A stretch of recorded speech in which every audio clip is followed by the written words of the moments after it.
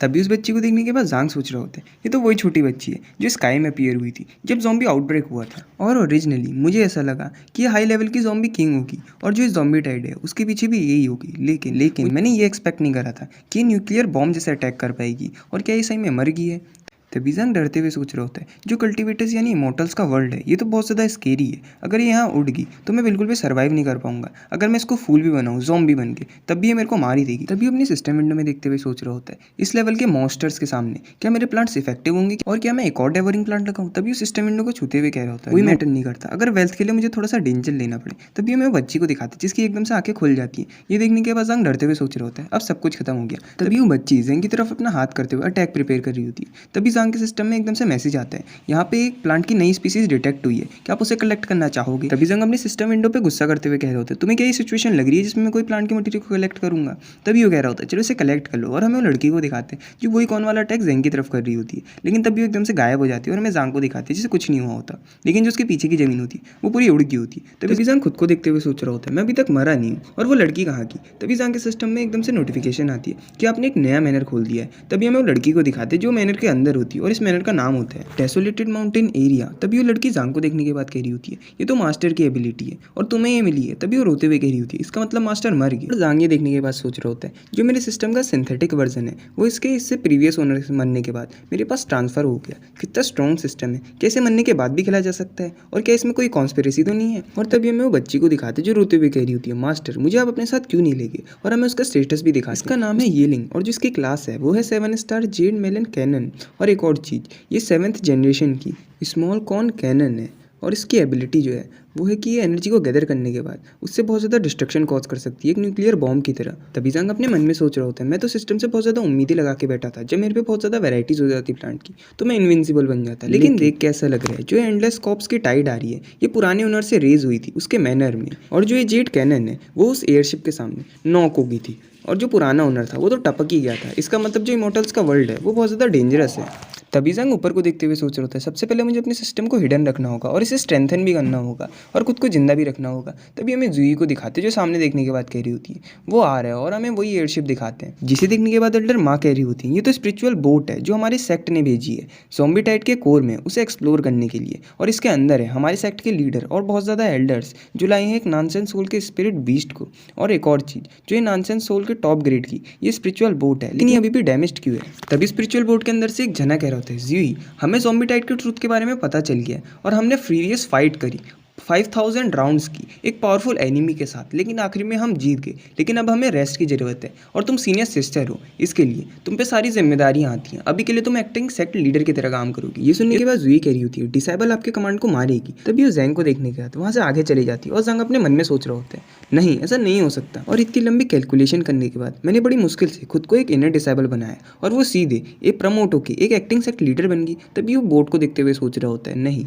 कुछ तो गलत है ये तो एक ही ब्लू में दूर छटक गई थी। तभी हमें एल्डर माँ को दिखाते जो ज़ैंग का हाथ पकड़ने के बाद उसे अपने साथ ले जाते हुए कह रहे होते तुम मुझे फॉलो करो माउंटेन गेट तक और तुम बहुत ज़्यादा ब्लेस्ड हो कि तुम्हें मौका मिल रहा है वेपन रिफाइनिंग पवेलियन में जाने का। तभी वो अपनी बर्ड को भी बुला लेते हैं और उसके ऊपर चढ़ने के बाद वहाँ से चले जाते हैं। तभी हमें ज़ांग को दिखाते जो सेक्ट को देखते हुए कह रहे होते हैं क्या ये वही जगह है जहाँ पे लोग कल्टीवेट करते हैं इमोर्टेलिटी तक। और ये तो देख के बिल्कुल नोवल जैसा लग रहा है। तभी ज़ांग अपने सिस्टम विंडो में देखते हुए कह रहे होते हैं सबसे पहले जो मेरे स्पिरिचुअल सनफ्लावर है मुझे उन्हें रिप्लांट करना होगा और शायद से बाद में मैं एक ही बार में 100 स्पिरिचुअल सनफ्लावर्स को भी लगा पाऊँ और मेरे सिस्टम की मदद से। ऐसा तो हो ही नहीं सकता मैं उन लोगों से वीक हूँ। लेकिन सबसे पहले मुझे ये जानना है कि ज़ॉम्बी टाइड का ट्रुथ क्या है और जो पुराना ओनर था उसकी डेथ कैसे हुई थी और उसकी डेथ का कॉज क्या है और मुझे उससे इनहेरिटेंस भी लेनी है। और तुम एक एग्जांपल ही ले सकते हो जैसे ये बच्ची है जो न्यूक्लियर बॉम्ब को छोड़ सकती है। तभी मैं वो बच्ची को दिखाती हूँ जो ज़ांग पे गुस्सा करते हुए कह रही होती है मेरे मास्टर के अभी भी होप है कि वो जिंदा होंगे और तुम उनके पास बैकअप हो। और अगर मेरे मास्टर को ये बात पता चली कि तुमने मेरे को यहाँ बंद कर रखा है तो मेरे मास्टर तुम्हें पीसेस में कट कर देंगे। तभी हमें एक बंदे को दिखाते जो एक चेयर से कह रहा होता है सुप्रीम एल्डर जो ज़ॉम्बी टाइड है वो 100,000 माउंटेन पे वापस ब्रोक आउट होगी है और वहाँ पे जो हेवनली लॉर्ड है उनके इनहेरिटेंस मिल रही है और जो डिसेबल है वहाँ अपना चांस ट्राई कर रहे हैं। तभी हमें वो चेयर को दिखाते जो उससे कह रही होती है तुम पिछले 3 साल से फाउंडेशन बिल्डिंग स्टेज पे हो और जो होली सन है वो भी अभी तक इमर्ज नहीं हुआ और तुम जीनियस हो सेंजुई सेक्ट के और जितने भी और जीनियस थे और सेक्ट के उन्होंने ईस्ट वेस्ट लैंड को पहले ही छोड़ दिया है, इसलिए मैं तुम्हें 9 हेडेड डेमोनिक पाइथन बीज दूंगा जो तुम्हें अकम्पनी करेगा तुम्हारे गोल को पाने में। और जल्दी जाओ, जो हेवनली लॉर्ड की इनहेरिटेंस है उसे जल्दी पाओ। तभी हमें वो डिसेबल को दिखाते, जो ये सुनने के बाद कह रहा हूँ डिसेबल चैन मास्टर की बात को अब आइडेंटिटी मानेगा। तभी हमें वो 9 हेडेड पाइथन को भी दिखाते हैं, हमें जांग को दिखाते जो वही छोटी बच्ची से कह रहे होते चलो हम दोनों एक डील करते हैं, तुम मेरी मदद करना और वैसे भी अगर तुम मुझे प्रोटेक्ट करोगी तो एक तरीके से तुम खुद को भी प्रोटेक्ट कर रही हो। तभी हमें बच्ची को दिखाते जो ये सुनने के बाद अपना मुंह पलटाते हुए कुछ भी नहीं बोलती। ये देखने के बाद जांग अपने मन में सोच रहा होता है मुझे 3 दिन हो गए लेकिन अभी तक इसने मेरे से एक भी बार बात नहीं करी, और अगर ये मेरी मदद करे तो इस बात में तो कोई डाउट ही नहीं है कि मेरी सबसे ज्यादा स्ट्रॉन्गेस्ट ट्रम्प कार्ड बनेगी। तभी हमें बच्ची को दिखाते जो अपने हाथ जोड़ने के बाद नीचे ने हाथ जोड़ने के बाद पत्तों में पूरी कवर हो जाती है। ये देखने के बाद जांग कह रहा होता है चलो इसे फिलहाल छोड़ो, और वैसे भी जो मैंने सेकंड मैनर खुला है ये बहुत ज्यादा मेरे लिए ग्रेट इंप्रूवमेंट है, क्योंकि जैसे मैं पहले मैनर में अपने स्पिरिचुअल सनफ्लावर लगाता वैसे इसमें भी लगा सकता हूँ। तभी जैसे वो एक स्पिरिचुअल सनफ्लावर को वहाँ पे लगाता है हमें वो बच्ची को दिखाते हैं वो स्पिरिचुअल सनफ्लावर को अंदर ले लेती है और खा लेती है। ये देखने के बाद जांग कह रहा होता है तुमने उसे इमीडिएटली खा लिया। विजंग वहाँ पे डेवरिंग फ्लावर को लगाते हुए सोच रहे होते हैं कि तुम इसे खाना चाहोगी। तभी हमें वो लड़की को दिखाते जो डेवरिंग फ्लावर को देखते ही सीधे लात मार के उसे जांग के सिस्टम विंडो से बाहर फेंक देती है, और वो पीछे जाने के एक बार ब्लास्ट भी करता है। ये देखने के बाद जांग एक डेविल स्मेल के साथ कह रहे होते हैं अगर ये ऐसी मेरे खाने को एक्सेप्ट करती रहेगी तो ये पॉसिबल है कि मैं इसे राइज करा पाऊँ मेच्योरिटी तक, और ये मेरे एक और काम आ जाएगी। जो प्लांट्स मुझे पसंद नहीं है ये उसे मैनर से बाहर निकाल देगी तो ये बाद में मेरे बहुत ज़्यादा काम आएगी। फिर जांग को एकदम से शौक लगता है और वो कह रहा होता है मेरे क्लोन को क्या हो रहा है, क्या ये वापस हो रहा है, अब तो मुझे ये डरा रहा है। तभी हमें जांग की मेन बॉडी का सीन दिखाते हैं जहाँ पे बहुत ज़्यादा बच्चे बाहर से चिल्ला रहे होते हैं। बच्चे जिसका नाम वांग से शुरू होता है जल्दी बाहर आ, और अगर तेरे अंदर इतनी एबिलिटी है कि तू पीछे वाले दरवाजे से अंदर जा सकता है तो तेरे अंदर इतनी एबिलिटी भी होनी चाहिए कि तू सामने वाले दरवाजे बाहर आता है। तभी हमें जांग बता रहे होते हैं 3 दिन पहले एल्डरमा मुझे माउंटेन के गेट पे छोड़ के गए थे। तभी हमें 3 दिन पहले का सीन दिखाते जहाँ पे एल्डरमा जांग से कह रहे होते हैं ये बेसिक वेपन रिफाइनिंग एक्सपीरियंस है जो वेपन रिफाइनिंग पवेलियन का है, और सबसे पहले तुम इसे खुद समझने की कोशिश करो। तभी एल्डरमा वहाँ से जाते हुए कह रहे होते वैसे भी मेरे पे इतना टाइम नहीं है कि मैं तुम्हारी केयर कर पाऊँ, इसलिए तुम खुद ही सब कुछ देख लेना। तभी हमें जांग को दिखाते जो एल्डरमा के कंधे को पकड़ने के बाद रोते हुए कह रहे होते हैं ये तो बहुत ज़्यादा इनरिस्पॉन्सिबल वाली चीज़ है, मुझे तो लगा आप सबसे पहले मुझे सारे एल्डर से मिलाओगे। ये सुनने के बाद एल्डरमा गुस्सा करते हुए कह रहे होते अभी जितने भी एल्डर्स हैं उन सबको भी एक अर्जेंट मीटिंग के लिए बुलाया है। तभी एल्डरमा जांग को अपना बैज देने के बाद वहाँ से जाते हुए कह रहे होते ये है मेरा बैज, इसकी मदद से तुम आउटर सेक्ट में कहीं भी जा सकते हो including book collection pavilion, spiritual beast garden, और यहाँ तक कि तुम स्पिरिचुअल मेडिसिन गार्डन में भी जा सकते हो। ये सुनने के बाद जांग खुश होते हुए एल्डरमा से कह रहे होते हैं एल्डरमा आपका काम मेरे से ज़्यादा इंपॉर्टेंट है, और वैसे भी बचपन से मैं अपने लिए खाना खुद ही बनाता हूँ तो भूख से तो मैं नहीं मरने वाला, तो जाओ अपना इंपॉर्टेंट काम। तभी जांग वापस कह रहे होते हैं और जो इसका रिजल्ट था तभी हमें जांग के घर के बाहर बहुत ज़्यादा बंदूक को दिखाते जिनमें से एक कह रहे होते कि तुमने सुना है जो वेपन रिफाइनिंग पवेलियन के एल्डर थे एल्डरमा उन्होंने एक बेकार पुअर बंदे को एक्सेप्ट करा है इन्हें डिसेबल के तौर पे अपनी जो पावर है उसका गलत इस्तेमाल करते हुए। ये सुनने के बाद दूसरा बंदा कह रहा होता है मैं तो उससे बहुत ज़्यादा जेलस हूँ, उसे इतनी जल्दी इनर सेक्टर में कैसे ले लिया। तभी एक और जना कह रहा होता है यहाँ तक कि उसने जो हमारी एक्टिंग लीडर है उसे प्रोवोक भी करा है, ऐसी वो उसके बारे में बात कर रहे होते हैं, और हमें अंदर जांग को दिखाते जो सोच रहा होता है इस चीज़ को तो मैंने एक्सपेक्ट करा ही था क्योंकि हर चीज़ की एक डार्क साइड तो होती है। तभी वो दरवाज़ा खोलने के बाद बाहर चले जाता है और बाहर वो वही बंदे कह रहे होते हैं फाइनली तुमने इतनी हिम्मत तो करी कि तुमने दरवाज़ा खोला, मुझे तो लगा तुम अंदर ही मर गए। तभी एक और जना कह रहा होता है तुमने कितना बड़ा क्राइम करा है, अब तुम्हें उसकी पनिशमेंट मिलेगी, तुम अपने फेलो ब्रदर्स के पास नहीं आए यहाँ सेक्ट में आने के बाद ग्रीट करने के लिए। तभी जांग उनसे कह रहा होता है मुझे तो लगा यहाँ पे बस फ्लाइंग क्रीचर्स होते हैं इमोर्टल सेक्ट के स्पिरिचुअल बीस्ट, लेकिन यहाँ देख के पता चल रहा है यहाँ तो खाली खाली फ्लाइज हैं। मतलब ये कह के उनका मजाक उड़ा रहा होता है। ये सुनने के बाद वो बंदा गुस्सा करते हुए कह रहे हो अगर तुम सेक्ट के रूल्स को फॉलो नहीं करोगे तो मुझे ब्लेम मत करना तुम्हें मानने के लिए। तभी एक जना उन्हें रोकते हुए कह रहा होता है अगर तुम हमसे ऑनेस्टली अपोलोजाइज करोगे तो हम तुम्हें माफ कर देंगे। ये सुनने के बाद जांग कह रहा होता है तुम्हें जो भी कहना है सीधे सीधे कहो, मेरे टाइम को वेस्ट मत करो, और वैसे भी तुम मेरे कल्टिवेशन में दिक्कत कर रहे हो। तभी हमें मोटे को दिखाते जो उससे कह रहे होते तू अभी भी बॉर्न हुआ है और तू चाहता है तू इतनी जल्दी डेड बेड पे आ जाए, जल्दी से अपनी नीज पे आ जा और हमसे माफी मांग। ये सुनने के बाद जांग उससे कह रहा होता है मैं समझ गया तुम्हें क्या चाहिए, तुम्हें यही मार्शल आर्ट टेक्निक चाहिए जो सीनियर सिस्टर ने मेरे को दी थी। ये कहते हुए वो टेक्निक निकाल देता है। ये देखने के बाद वो बंदे खुश होते हुए कह रहे होते हैं हाँ तुम सही कह रहे हो, ये एक एडवांस टेक्निक है जो गोल्डन कोर स्टेज से पहले सीखी जाती है, और तुम जैसा पुअर बंदा इसे कैसे मास्टर। और गाइस जो इसके ऑथर है वो कह रहे हैं अब इस सेक्ट का नाम जेड स्पिरिट सेक्ट से चेंज होके बाइक्विन सेक्ट हो गया है ताकि आगे के और जो उनमें से नाम किसी को मिल सके। तभी हमें वो बंदों को दिखाते हैं जो टेक्निक को देखने के बाद अपने मुंह से लार टपका रहे होते हैं, और उनमें से मोटा कह रहा होता है जल्दी से हमें दे दो। इसके बाद जो पाइक्यून सेक्ट है उसमें हम तुम्हें प्रोटेक्ट करेंगे। ये सुनने के बाद जांग उनसे कह रहे होते हैं तुम बिल्कुल भी जो वाइल्ड डॉग है उनसे डिफरेंट नहीं हो, क्योंकि अगर तुम उन्हें कुछ खाने के लिए दोगे तो भी ऐसी हॉनेस्ट हो जाएंगे। ये सुनने के बाद वो लोग गुस्सा करते हुए कह रहे होते हैं लगता है तू अपनी मौत की तलाश में। तभी एक और बंदा कह रहा होता है आज तो तुझे भगवान भी नहीं बचा सकते।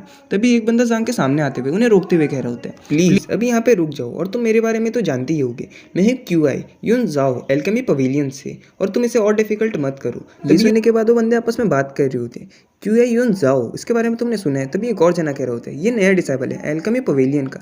तभी जो तीसरा जना होता है वो कह रहा होता है मैंने इसके बारे में ऐसा सुना है कि इसका जो टैलेंट है वो 30 साल में पहली बार देखा गया है, और ये इतना टैलेंटेड है कि ये क्यूआई के 9th लेवल पे होते हुए फाउंडेशन बिल्डिंग लेवल की पिल बना सकता है। ये सुनने के बाद जाओ उनसे कह रहा होता है जूनियर ब्रदर वांग को इन्हें डिसेबल बनाने का जो फैसला था वो 2 जनों ने ज्वाइंटली लिया था। उनमें से पहली है हमारे करंट सेक्ट के लीडर, और जो दूसरे हैं वो खुद है एल्डर माँ। और तुम्हें एल्डर के डिसीजंस पे ऐसे कमेंट नहीं करना चाहिए, और वैसे भी यहाँ पे 1 महीने में एक कॉम्पिटिशन होगा जिसमें ये सब चीज़ तुम सेटल कर लेना। ये सुनने के बाद वो मोटा शांत हो जाता है। तभी वो वहाँ से जाते हुए कह रहा होता है चलो फिर अब हम तुम्हें कॉम्पिटिशन में देखेंगे। वैसे भी ये एक यूजलेस पर्सन है, एक मिडिल लेवल के फायर स्पिरिट रूट। तभी क्यूआई यून जाओ जांग से कह रहा होता है हेलो मेरा नाम क्यूआई यून जाओ है और मैं डिसाइबल हूँ एल्डर वैन का जो है एल्केमी पवेलियन से। ये सुनने के बाद जांग उससे कह रहे होते हैं मेरी मदद करने के लिए तुम्हारा शुक्रिया, और क्या तुम्हें डर नहीं है वो बाद में तुम्हारे लिए ट्रबल कॉज कर सकते हैं। ये सुनने के बाद जियाओ कह रहे होते हैं तुम्हें डरने की कोई ज़रूरत नहीं, वैसे भी वो छोटे मोटे लोग उसकी ट्रबल है वो है उनके पीछे प्रिंस तियान लैंग।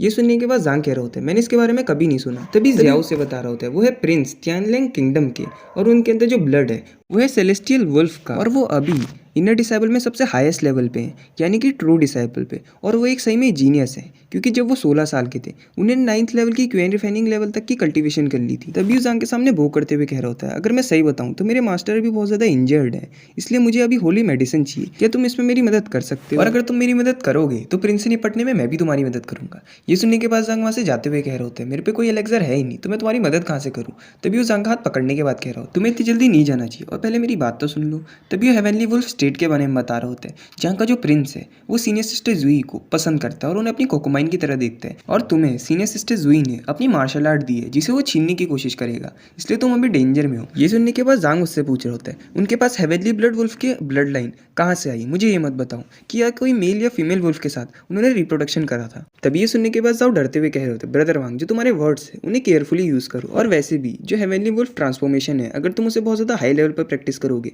तो जो तुम्हारे डिसेंडेंट्स होंगे उन्हें एक ब्लेसिंग मिलेगी कि वो बॉर्न होंगे हेवनली वुल्फ की मैजिकल पावर के साथ, और अगर ये बात स्प्रेड होगी तो सब लोगों को लगेगा कि जो प्रिंस है वो एक कमीना है। तभी ये सुनने के बाद जांग कह रहा होता है वो तुम हो जो उसे कमीना कह रहे हो। ये सुनने के बाद जियाओ डरते हुए कह रहे होते हैं ब्रदर वांग मुझे प्लीज माफ कर दो मैं ही गलत था। तभी उसे एक पीस देते हुए कह रहा होता है यह है एसेंस है मिस्टीरियस आयरन ओर का, और इसे मेरी माफ़ी के तौर पे ले लो, और जो ये बात है इसको सीक्रेट रखना। तभी हमें जांग को दिखाते जैसे वो पत्थर को पकड़ता है उसके सिस्टम विंडो में मैसेज आता है कि उसे एक और मटेरियल मिला है प्लांट में, इन्हें सिंक्रोनाइज कराना चाहते हैं। तभी हमें जांग को दिखाते जो जाओ से कह रहा होता है चलो फिर अब मैं तुम्हें कोई भी पर्पसली हार्म नहीं करूँगा। तभी जांग अपने मन में सोच रहा होता है मैं इसे किसके साथ सिंक्रोनाइज कराऊँ। तभी उसे नट्स की याद आती है और वो उनके ऊपर उसे डालता है। तभी वो इवॉल्व होकर बन जाते हैं मिस्टीरियस ब्लैक आयरन और के एसेंस नट्स, और इनकी जो डिफेंस की एबिलिटी है वो बहुत ज़्यादा बढ़ गई है, यहाँ तक कि अब ये 9 लेवल के क्यूआई रिफाइनिंग वॉरियर के भी डैमेज को आराम से रोक सकते हैं। ये देखने के बाद जांग खुश होते अपने मन में सोच रहा होता है इस इतने छोटे एसेंस की मदद से मेरे जो प्रॉफिट था वो 100 गुना बढ़ चुका है। तभी वो आप जियाओ से पूछ रहे होते ब्रदर जियाओ क्या आप पे और है। तभी मैं जियाओ को दिखाते जो वांग से कह रहे होते ब्रदर वांग जो ये मिस्टीरियस ब्लैक आयरन और का एसेंस है ये बहुत ज़्यादा प्रीशियस है, क्योंकि अगर आप इसे अपनी फ्लाइंग सोर्ड पे ऐड करोगे तो जो आपकी फ्लाइंग सोर्ड की शार्पनेस होगी वो 10 गुना बढ़ जाएगी, और इतने छोटे से पीस के लिए मुझे 10 स्पिरिट स्टोन देने पड़े। और अगर मैं एक इनर डिसेबल की मंथली सैलरी की बात करूँ तो वो भी 10 स्पिरिट स्टोन ही होती है। ये सुनने के बाद जांग उससे खुश होते हुए कह रहे होते हैं मैं तो बस कैजुअली पूछ रहा था। तभी जांग अपने मन में सोच रहे होते हैं ये तो बहुत अच्छी बात है, कल्टीवेटर्स के वर्ल्ड में ऐसे मटेरियल ऐसे ही मिल जाते हैं। तभी वो ब्रदर क्वीन से कह रहे थे ब्रदर क्वीन अगर मैं आपको ऑनेस्टली बताऊं तो मैं बहुत ज़्यादा कमज़ोर बच्चा था, लेकिन एक दिन माउंटेन के नीचे मरने के कगार पे मुझे एक एलेक्जर मिला जिसे मैंने खा लिया। तभी हमने ब्रदर क्यूआई को दिखा जो ये सुनने के बाद कह रहे मैं जानता हूँ मेरी रिक्वेस्ट बहुत ज़्यादा एक्सपेंसिव है। ये सुनने के बाद जांग कह रहे होते हैं अच्छा तो तुम्हें पहले से ही पता था मेरे पास एलेक्जर है। ये सुनने के बाद ब्रदर क्यूआई शर्माते हुए कह रहे होते हैं मुझे माफ़ कर दो ब्रदर वांग, वैसे भी जो मेरे मास्टर है वो मुझे अपने बच्चे की तरह मानते हैं, इसलिए मैं उन्हें ऐसी सीरियसली इंजर्ड हालत में नहीं देख सकता। ये सुनने के बाद जांग कह रहे होते चलो फिर तुमने मुझसे एक्सक्लूसिव रिक्वेस्ट करी है तो सबसे पहले मुझे तुम अपॉलॉजी करो पहले की। ये सुनने के बाद ब्रदर क्यूआई कह रहे होते हैं ब्रदर वांग आप सही कह रहे हो मैंने पहले से आपको ऑफेंड करा था और मुझे माफ़ कर दो, मैंने ये सोचा था कि आप नए डिसेबल हो वेपन रिफाइनिंग पवेलियन के, तो मैंने आपकी विशेष को पूरा करने की सोची और उसके बाद मैंने जो मेरे पास एक ही था आयरन एसेंस वो मैंने आपको दे दिया। तब वो एक बोतल को बाहर निकालते हुए कह रहा है इसके अंदर है फायर क्यूआई पिल जो फायर स्पिरिचुअल रूट वाले कल्टीवेटर्स की कल्टीवेशन स्पीड को बहुत ज़्यादा बढ़ा सकते हैं और अगर आप इसे लॉन्ग टाइम तक कंज्यूम करोगे तो जो आपकी ब्रेक थ्रू है उसके चांस भी बहुत ज़्यादा बढ़ जाएगी। वीजांग वो बोतल से पिल निकालते हुए कह रहे होते हैं इसके अंदर तो खाली 5 ही पिल है, तो लंबे टाइम के लिए मैं इनका इस्तेमाल कैसे कर पाऊँ। ये सुनने के बाद ब्रदर क्यूआई कह रहे होते हैं ब्रदर वांग जो ये फायर पिल है इसको बनाने में जो कॉस्ट आती है वो एक पिल पे आती है आपकी 5 स्पिरिट स्टोन। ये सुनने के बाद जांग कह रहा होता है अच्छा मेरा इससे कुछ और मतलब नहीं था, चलो फिर जो हमारी डील थी वो हम उसे पूरा करते हैं। ये सुनने के बाद ब्रदर क्यूआई खुश होते हुए कह रहे होते हैं ब्रदर वांग आप बहुत ज़्यादा अच्छे हो और जो आपने एलेक्सर पहले खाया था उसके जो कुछ चीज़ होंगी वो पार्टिकल्स वो आपके ब्लड में अभी भी होंगे, तो क्या मैं आपका थोड़ा सा ब्लड ले सकता हूं जिससे मैं हीलिंग पिल बना पाऊँ। तभी हमें जांग को दिखाते जो पूरा स्पिरिचुअल सनफ्लावर निकालने के बाद ब्रदर क्यूआई को दे देता है। ये देखने के बाद ब्रदर क्यूआई शॉक होते हुए कह रहे होते हैं ब्रदर वांग पर क्यों। तभी हमें जांग को दिखाते हैं जो कह रहा होता है क्योंकि मैं सबकी मदद करता हूँ। तभी वो स्पिरिचुअल सनफ्लावर ब्रदर क्यूआई को देते हुए कह रहा होता है मैंने और लोगों से कहा है कि जो ये स्पिरिचुअल सनफ्लावर है वो मैंने खा लिया है लेकिन मैंने बस इसकी एक बाइट ही ली थी। तभी जांग अपने मन में सोच रहा वैसे सही बोल लूँ तो मैंने सही में इस प्लांट की एक ही बाइट ली थी और उसके बाद मैंने इसे अपने स्टोरेज बैग में। हमें ब्रदर क्यूआई को दिखाते हैं जो प्लांट को देखने के बाद अपने मुंह से लार टपका रहे होते हैं और कह रहे होते हैं ये तो इनेट स्पिरिचुअल प्लांट है, इसकी जो स्पिरिचुअल एनर्जी है वो बहुत ज़्यादा प्योर है और इसे बनने में 100 साल लगते हैं और 1 मिलियन में से ऐसा म्यूटेशन निकलता है, ये तो बहुत ज़्यादा पावरफुल है। तभी हमें जांग को दिखाते जो ये सुनने के बाद कह रहा होता है ये बहुत ज़्यादा वैल्यूएबल है, मुझे इसकी नॉलेज नहीं है ज़्यादा तो ये तुम रख लो, वैसे भी तुमने मेरी मदद करी थी। तभी हमें ब्रदर क्यूआई को दिखाते जो ये सुनने के बाद कह रहे होते हैं अगर ये पूरा कंप्लीट होता तो जो इसकी वर्थ होती वो 10,000 स्पिरिट स्टोन होती और जब तुमने इसका ही बाइट लिया तो इसकी बहुत ज़्यादा स्पिरिचुअल एनर्जी चली। तभी हमें जांग को दिखाते जो उससे कह रहा होता है तुम इसे ले लो और वैसे भी तुम मेरे इकलौते फ्रेंड हो और मेरे यहाँ ज़्यादा फ्रेंड्स भी नहीं है और तुम मेरी मदद भी कर रहे थे और मैं तुम्हें बहुत ज़्यादा एडमायर भी करता हूँ। तभी हमें ब्रदर क्यूआई को दिखाते जो रोते हुए कह रहे होते हैं ब्रदर वांग आपका बहुत ज़्यादा शुक्रिया, वैसे भी बहुत ज़्यादा प्रीशियस है। तभी वहाँ से भागते हुए कह रहे होते हैं मिलिए रुकना अभी मैं थोड़ी देर। और ये देखने के बाद जांग सोच रहा होता है जो ये बच्चा है यहाँ से भाग तो नहीं जाएगा, वैसे भी इसके आइडेंटिटी में कुछ तो एबिलिटी होगी जिससे मेरी मदद कर पाए। तभी अपनी सिस्टम विंडो में देखते हुए सोच रहे होते हैं क्या जो मेरी फायर क्यूआई पिल है वो सिंथेसिस हो सकती है मेरे प्लांट्स के साथ। तभी सिस्टम विंडो का मैसेज आता है कि क्या आप यहाँ पे एक मटेरियल डिटेक्टिव है, क्या आप उसे कलेक्ट करना चाहोगे। ये देखने के बाद जांग कह रहा होता है मैं इसे खुद कर लूँगा। तभी वो पिल निकालने के बाद एक बीन ब्रदर्स की तरफ फेंकता है, तभी वो इवॉल्व होकर बन जाता है एंगी बीन ब्रदर्स। तभी हम इसके कैरेक्टर इन्फॉर्मेशन दिखाते हैं जो इस बीन ब्रदर का टेम्पर है वो थोड़ा शॉर्ट और ये रोज एक फायर क्यूआई पिल देगा और जो इसका अटैक है वो एक नॉर्मल ग्रेड के वॉरियर्स से 1.5 टाइम ज़्यादा है। ये देखने के बाद जांग कह रहा होता है जो एक बीन ब्रदर है वो मुझे रोज एक पिल देगा और जो उसका अटैक होगा कोई भी डैमेज का उसमें फायर भी इन्फ्यूज़ होगी। इसका मतलब अगर मुझे कोई भी एलेक्सर मिला तो मैं उसे कितने टाइम भी बना सकता हूँ। ये कहते हुए जो पिल्स होती हैं वो निकालने के बाद अपने सिस्टम विंडो में फेंकते हुए कह रहा होता है सिंथेसिस और हमें नीचे वो बीन ब्रदर्स को दिखाते हैं जिनमें से जो 5 बीन ब्रदर्स होते हैं वो इवॉल्व होकर बन जाते हैं एंग्री बीन ब्रदर्स। तभी वो वापस पिल निकालने के बाद जांग को दे देते हैं और जांग अपने मन में सोच रहा होता है इनकी बस कॉम्बैट पावर ही नहीं बढ़ी, यहाँ तक कि मुझे रोज ये पिल भी देंगे और मैंने इन पर जितनी भी इन्वेस्टमेंट करी वो तो मुझे एक ही सेकंड में रिटर्न होगी और अब ये फ्यूचर में मेरे लिए बहुत ज़्यादा पिल बनाएंगे। तभी हमें क्यूआई को दिखाते जो वापस आते हुए कह रहा होता है ब्रदर वांग मैं वापस आ गया और मैं लाइब्रेरी से अपने मेरिट पॉइंट के एक्सचेंज में एक टेक्निक लाया हूँ जो काफ़ी होगी आपको रीपे करने के लिए, फ्लेम एम्परर टेक्निक। और तभी ये सुनने के बाद जांग कह रहा होता है सुन के ऐसा लग रहा है कि कोई अर्थ ग्रेड की टेक्निक है। तभी ब्रदर क्यूआई हमें बता रहे होते हैं जो टेक्निक होती है वो 4 मेजर रैंक में डिवाइड होती है। सबसे पहले हेवन, उसके बाद अर्थ, उसके बाद मिस्टीरियस और जो सबसे नीची रैंक होती है वो होती है येलो। और जो तुम्हें टेक्निक सीनियर सिस्टर ने दी थी वो बहुत ज़्यादा प्रीशियस थी लेकिन तब भी वो खाली मिस्टीरियस रैंक की लोअर ग्रेड की टेक्निक थी। और जो मैं तुम्हें टेक्निक दे रहा हूँ फ्लेम एम्परर बॉडी टेक्निक, और ये प्योरली तुम्हारे फिजिकल मेथड ट्रेनिंग के लिए काम आएगा और जब तुम इसे पूरी तरीके से रिफाइन कर लोगे उसके बाद तुम्हें एक नई फिजिक मिलेगी फायर स्पिरिट होली बॉडी और ये स्पिरिचुअल बॉडीज में से एक है। और जब तुम्हें ये मिल जाएगी तब तुम ट्रिगर करोगे हेवन एंड अर्थ के फिनोमेना। और अगर तुम इन दोनों टेक्निक्स को एक साथ प्रैक्टिस करोगे तब भी ये एक दूसरे से सूटेबल है। तो ब्रदर वांग तुम्हारा जो फ्यूचर है वो इमॉर्टल सेक्टर में बहुत ज़्यादा अच्छा है। तभी वो उसे एक ऑक्शन का इन्विटेशन देते हुए कह रहा होता है ये एक ऑक्शन है जो बहुत ज़्यादा सेक्ट ने मिलकर कराया है और मैंने ऐसा सुना है कि उस ऑप्शन में नेचुरल स्पिरिचुअल फायर मिल रहा है। तो ब्रदर वांग आपको वहाँ एक बार जाके देखना चाहिए। ये सुनने के बाद हमें जांग को दिखाते हैं जो उससे कह रहे होते हैं बढ़िया बढ़िया ये बहुत ज़्यादा अच्छा सामान है। तभी जांग उसके कंधे पे हाथ रखते हुए कह रहे होते हैं ब्रदर क्या आप मेरे पे एक फेवर कर सकते हो। ये सुनने के बाद हमें ब्रदर क्यूआई को दिखाते जो कह रहे होते हैं ब्रदर आप मेरे से जो भी कहोगे मैं अपनी पूरी कोशिश करूंगा उसे करने की। तभी हमें जांग को दिखाते हैं जो उसे वही टेक्निक देते हुए कह रहे होते हैं जो उसे सीनियर सिस्टर ने दी। प्लीज जो 3 वो प्रिंस के चमचे हैं उन तक ये टेक्निक पहुंचा देना और न्यूज़ स्प्रेड करना मत भूलना। और इसके साथ उन 3 चमचों को ये भी बताना कि मैं वापस अपने होम टाउन जा रहा हूँ और वहाँ मेरे बचे हुए एलेक्जर्स हैं, उन्हें मैं वापस लाऊंगा। ये सुनने के बाद ब्रदर ये खुश होते हुए पूछ रहे होते हैं, ब्रदर क्या आप पे और भी ऐसे प्लांट्स हैं? और हमें जांग को दिखाते जिसे ग्रीट करते हुए कह रहे होते हैं, हाँ मेरे पे एक से ज़्यादा हैं और मैं आपको ये ट्रबल में डाल रहा हूँ, इसलिए मुझे माफ़ कर दो, लेकिन जो ये मेरा मैसेज है उन 3 चमचों तक पहुँचा देना और इसके बदले में वापस आने के बाद मैं आपको रिवॉर्ड भी दूंगा। ये सुनने के बाद ब्रदर की वह खुश होते हुए कह रहे होते हैं, ब्रदर वांग जो आपका बिजनेस है वो मेरा भी बिजनेस है, तो आपको टेंशन लेने की कोई जरूरत नहीं। तभी हमें ब्रदर क्यूए को दिखाते जो एक डल स्मेल के साथ कह रहे होते हैं, जो ब्रदर वांग है इनका लग तो बहुत ज़्यादा अच्छा है और इन्हें देख के लग रहा है ये बहुत ज़्यादा एक्स्ट्रा ऑर्डिनरी भी है और यंग भी है। इसका मतलब ये फ्यूचर में जाके एक ग्रेट पर्सन बनेंगे और ये मेरे लिए बहुत ज़्यादा अच्छा होगा कि मैं इनका दोस्त बन के रहूँ। तभी हमें शाम का सीन दिखाते जहाँ पे जंग अंगड़ाई लेते हुए कह रहे हो। फाइनली वो यहाँ से चले गया और जो मॉडल कल्टीवेटर्स का वर्ल्ड होता है ये तो बहुत ज़्यादा इंथुजियास्टिक होता है। तभी जंग बैठते हुए अपने मन में सोच रहे होते हैं, वैसे भी जो मुझे सीनियर सिस्टर ने टेक्निक दी थी वो बहुत ज़्यादा अच्छी थी, लेकिन जो मेरी ये बॉडी है इसके साथ बहुत ज़्यादा पुअर एट्रीब्यूट्स हैं। इस वजह से जो मेरा फायर एट्रीब्यूट है उसकी स्पिरिचुअल एनर्जी को बड़ी मुश्किल से एयर में सेंस कर पाता हूँ, तो चलो फिर इसे मैं अपने लक पे छोड़ देता हूँ। तभी जंग सीरियस होते हुए सोच रहे होते हैं, अभी मेरे पे 5 फायर क्यूआई पिल हैं, इसको मैं बाद में अपने बीन ब्रदर्स को खिलाऊंगा, जिसके बाद वो रोज मुझे 5 पिल और देंगे और 2 बीन ब्रदर्स को और करने के बाद इवॉल्व मेरे पे टोटल 12 बीन ब्रदर्स होंगे जो मेरे को रोज फायर पिल देंगे। चलो फिर इसकी शुरुआत कल से करते हैं। तभी जंग अपने हाथ में 3 पिल लेते हुए कह रहा होता है, और जो ये 3 पिल हैं इसे मैं कल्टीवेशन में यूज़ करूंगा। तभी वो स्क्रोल खोलते हुए कह रहा होता है, सबसे पहले तुम्हें एक ऐसा एरिया ढूंढना होगा जहाँ पे जो फायर एलिमेंट है वो एक्टिव है, इसकी मदद से जो तुम्हारी ट्रेनिंग होगी वो और ज़्यादा अच्छी होगी और तुम्हें फायर एलिमेंट से अपनी बॉडी को टेम्पर करना होगा, जिससे जो तुम्हारी स्किन, फ्लैश, बोन्स होंगी ये सब ट्रांसफॉर्म हो जाएंगी फायर एलिमेंट। तभी ये पढ़ने के बाद जांग कह रहा होता है, फाइनली मैं अपने स्पिरिट रूट को अपग्रेड कर सकता हूँ और अपनी बॉडी को बना सकता हूँ फायर स्पिरिट होली बॉडी। लेकिन तभी वो स्क्रोल नीचे फेंकते हुए कह रहा होता है, तुम मुझसे ये कहना चाहते हो कि मैं आग के साथ एक हो जाऊं? सबसे पहले मुझे गर्म पानी पीना होगा, उसके बाद तुम मुझे आग में लिटा दोगे? क्या तुम मेरे साथ मजाक कर रहे हो? तभी वो स्क्रोल को वापस उठाते हुए कह रहा होता है, वैसे भी आजकल मुझे ज़्यादा पेन फील ही नहीं हो रहा, चलो फिर मैं इसे प्रैक्टिस कर सकता हूँ और मुझे इसके लिए एक परफेक्ट प्लेस भी पता है। तभी वो वहाँ से भागते हुए कह रहा होता है, चलो फिर चलते हैं। तभी हमें वेपन रिफाइनिंग पवेलियन का सीन दिखाते हैं जहाँ पे बाहर एक गार्ड खड़ा होता है और जंग उसे अपना वही एल्डर वाला टोकन दिखाते हुए कह रहा होता है। जो वेपन रिफाइनिंग पवेलियन है वो यूज़ करता है अर्थ फायर को मेन सोर्स की तरह इक्विपमेंट्स को रिफाइन करने के लिए, और अगर हम इसे साइड कर लें तो जो स्पिरिचुअल फायर है और स्ट्रेंज फायर है उसके बाद जो सबसे ज़्यादा टेम्परेचर होता है वो इसी फायर का होता है। ये हमें वो गार्ड को दिखाते हैं जो जंग को गाइड करते हुए कह रहा होता है, यहाँ पे अंडरग्राउंड फायर फर्नेसेस में कोई भी इंटरफेयर या फिर कोई भी एक्सप्लोजन करेगा उसका कोई इफेक्ट नहीं होगा क्योंकि अंदर फॉर्मेशन लगा है। और अगर मैं तुम्हें सिंपल भाषा में बताऊँ तो ये कल्टिवेटर्स के लिए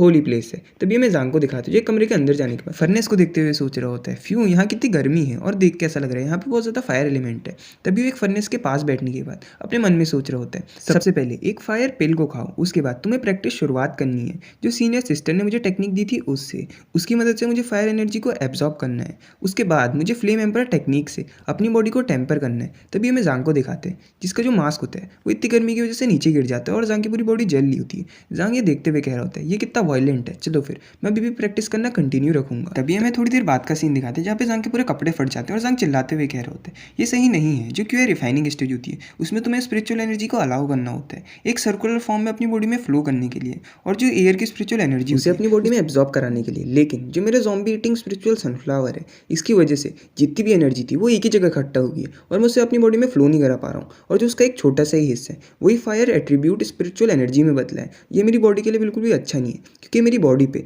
बर्डन डाल रहा है। और जो ये फ्लेम एम्पर टेक्निक है इसकी वजह से जो मेरी पूरी बॉडी है वो बहुत गंदी तरीके से जल रही है, और जो मेरी पुरानी ज़िंदगी थी वो भी कुछ ज़्यादा खास नहीं थी क्योंकि 20 साल तक मैं एक मीडियोकर लाइफ जी रहा था। उसके बाद मैं एक यूनिवर्सिटी में गया जहाँ मेरा फ्यूचर बहुत ज़्यादा असर्टेन था, लेकिन तब भी मैं हैंडसम भी नहीं था और जीनियस भी नहीं था, और ये मेरी दूसरी लाइफ है, लेकिन यहाँ भी मैं ऐसी मरने वाला हूँ। तभी वो जोर से चिल्लाते हुए कह रहा होता है, मैं ऐसी लाइफ नहीं चाहता और मैं ऐसे मरूंगा भी नहीं, और जितनी भी डिफिकल्टीज आएंगी उनसे तो मैं कभी भी हारूंगा ही नहीं। तभी वो वापस चिल्लाते हुए कह रहा है, अभी बड़ी मुश्किल से मुझे एक अपॉर्चुनिटी मिली है और मुझे एक ब्लेसिंग मिली है, तो इस अपॉर्चुनिटी को मैं कभी जाने ही नहीं दूंगा। मैं दुनिया में अपना नाम बनाऊंगा और वापस अर्थ में जाऊंगा और एक इमॉर्टल बनूंगा, सब में सबसे ज़्यादा सक्सेसफुल, सारे मैन में सबसे ज़्यादा बेस्ट, सारे इमॉर्टल में सबसे ज़्यादा बेस्ट, और ऐसे नॉर्मल यूजलेस बीस्ट की तरह तो मैं रहूंगा ही नहीं।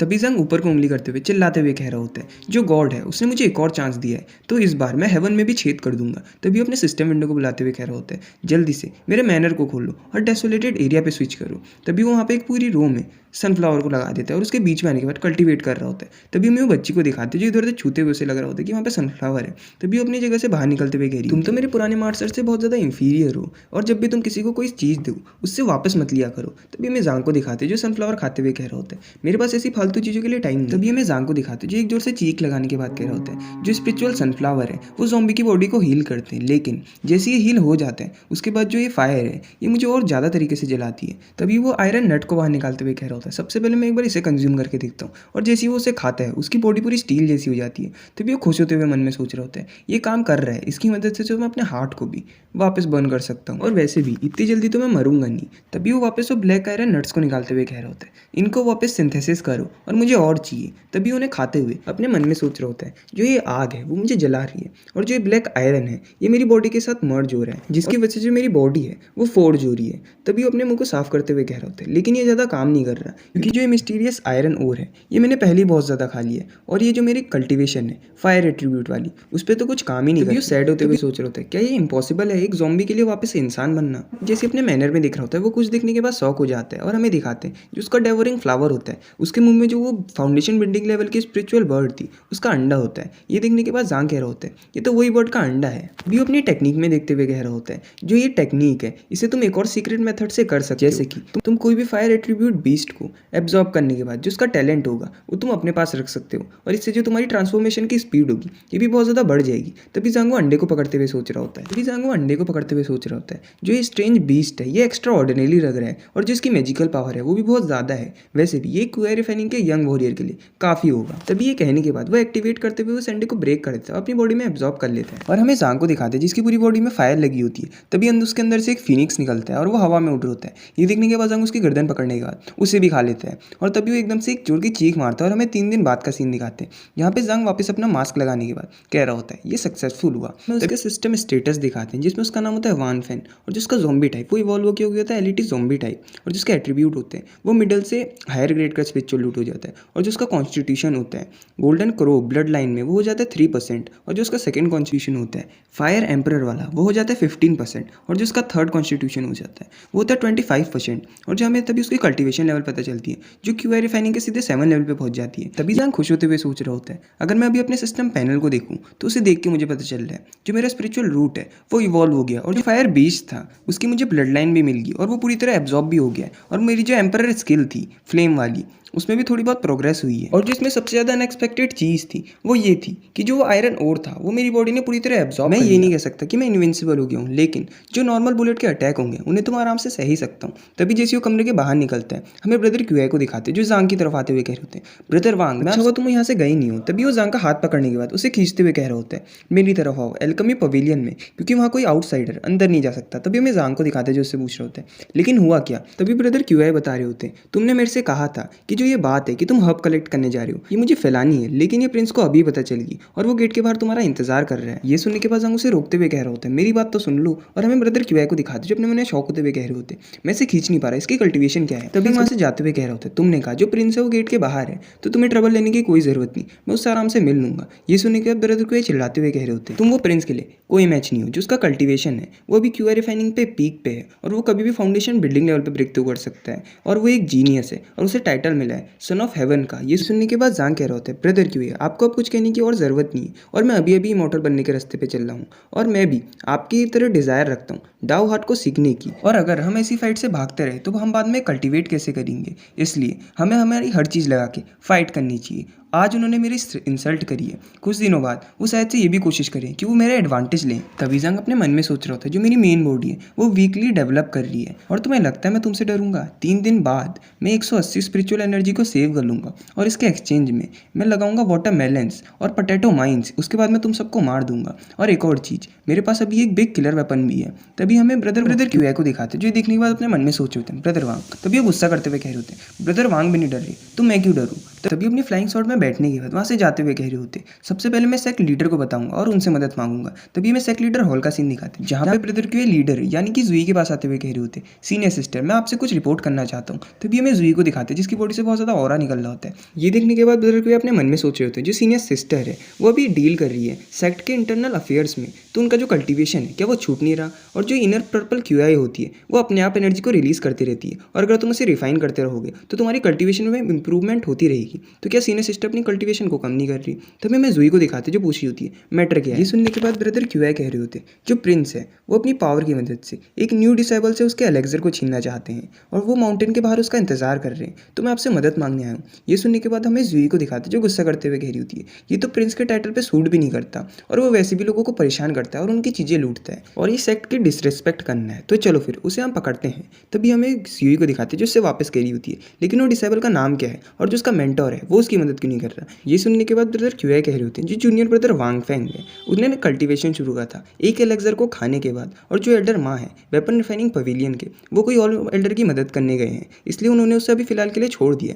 ये सुनने के बाद हमें दिखाते हैं जुई को जो बिल्कुल फनी तरीके से कह रही होती है चलो उसे एक लेसन सीखने दो, और हमें ब्रदर क्यूआई को दिखाते जो उससे कह रहे होते सीनियर सिस्टर अब आप क्यों कुछ नहीं कर रहे हो। तभी वो वापस उससे रिक्वेस्ट करते हुए कह रहा होता है जो जूनियर ब्रदर वांग फेंग है उन पर बहुत ज़्यादा स्किल्स हैं और जो उनके कल्टीवेशन टैलेंट है वो रिमार्केबल है, और जो प्रिंस है उन्हें अपनी स्ट्रेंथ पे कंट्रोल नहीं है। तभी हमें जुई को दिखाते जो उसके पास आते हुए कह रही होती है यून जाओ जो रिस्पेक्टिव रिप्रेजेंटेटिव है एल्केमी पवेलियन का जिसके पास स्पेशल बॉडी है और उसे टाइटल मिला है एक जीनियस का, तुम्हारे लिए तो कोई दिक्कत ही नहीं होगी उसे रोकने। ये सुनने के बाद ब्रदर क्यूआई कह रहे होते मुझे बहुत ज़्यादा जल्दी थी अपनी ब्रेक थ्रू करने की, इसलिए मैंने खुद को इंजर्ड कर लिया और वो इंजर्डी अभी तक रिकवर भी नहीं हुई।